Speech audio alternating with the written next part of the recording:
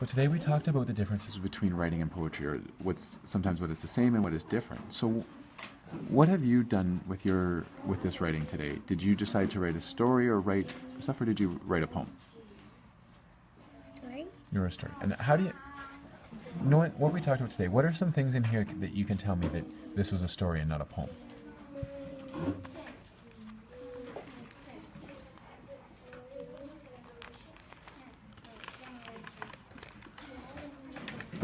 So let's look at our T-chart that we wrote. Did you do words on paper? Yeah. So does both writing and poetry have words on paper?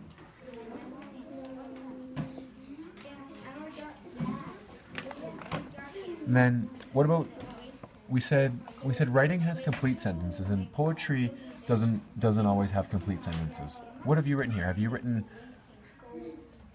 complete sentences, or have you written parts of sentence and only maybe picked important words? What have you done? Parts of sentences. You think you wrote parts of sentence? So if I look at this and I said, my cat is named Oreo, she is black and white. Is that part of a sentence?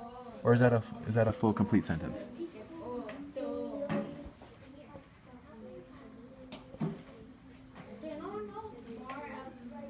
Part of a sentence.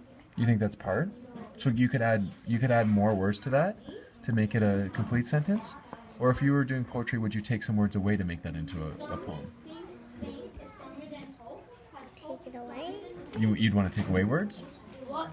So your poem might say, cat named Oreo? Would that be a complete sentence, or would that be part of a sentence?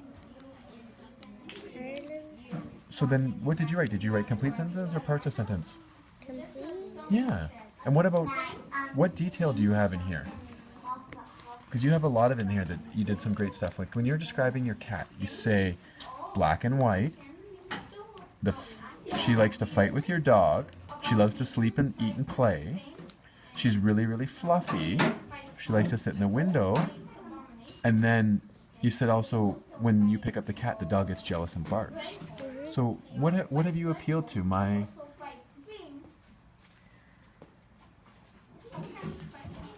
What have you appealed to? So what have you used? Have you used sensory detail? Yeah. Yeah. So what are some of the senses? When you said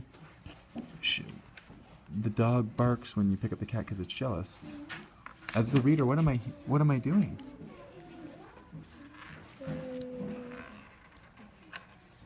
How do I know the dog is barking? What sense would I use to know that the dog is barking? Bark, bark. Oh, you want to add that in? So you want to add an onomatopoeia? Okay. That would be great. So here, let's take our pencil and we can add that in. I'm just wondering one last thing. So you started, my cat is named Oreo. She is black and white. So your opener, what opener did you choose? About my cat. So if we look at our anchor chart of openers, is that an onomatopoeia that you started with? Did you start with an onomatopoeia? Well, you just added onomatopoeias at the end. So is that an onomatopoeia? Do you have any sounds in the start of your sentence? So it's not an onomatopoeia.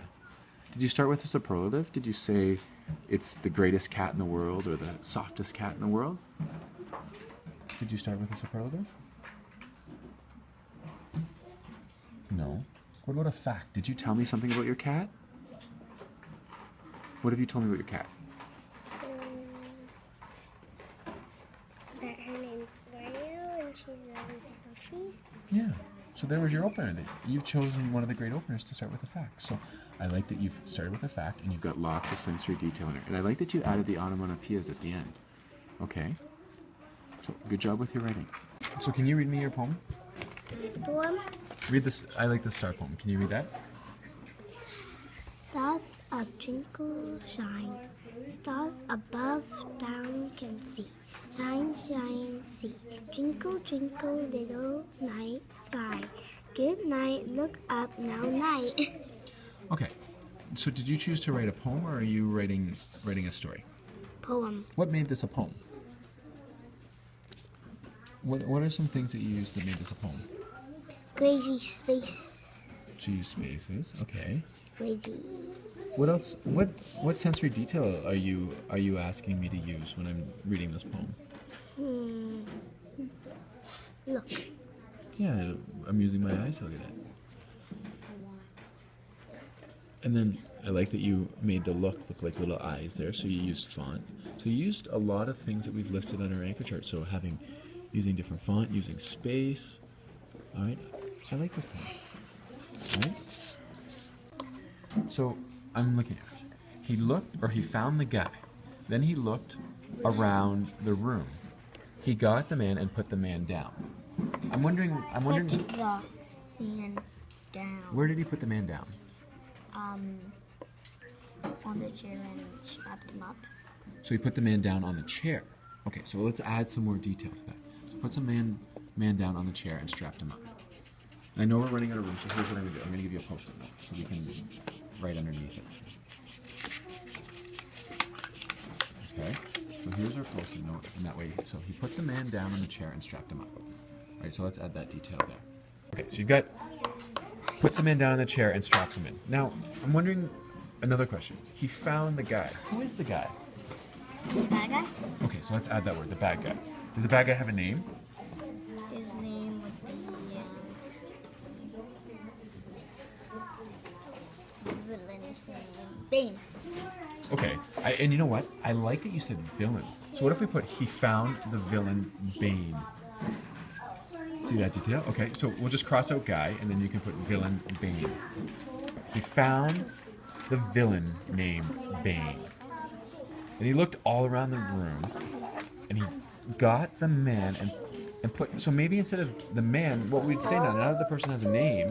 Bane. Yeah, so let's change all the mans to Bane.